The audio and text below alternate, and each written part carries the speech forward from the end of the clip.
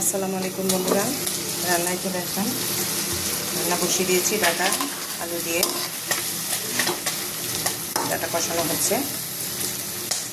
কষানো হয়ে গেলে পরে আমি এখন ট্যাংরা মাছ ভাজি হচ্ছে, ট্যাংরা মাছ দিয়ে দেবো, ভুনা করে নেব।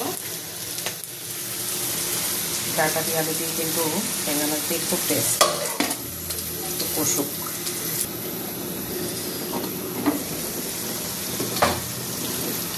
ডাটা কষানো হয়ে গেছে, পানি দিয়ে দেবো।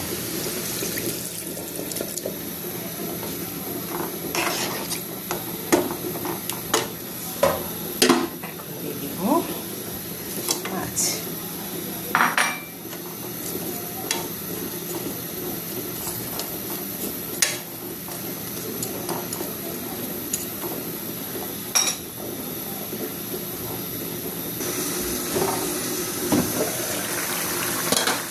বন্ধুরা, এই যে হয়ে গেল আমার ডাটা তরকারি। আমি জিরার গুঁড়ি দিয়ে দিচ্ছি, ভাজা জিরার গুঁড়ো আর কি।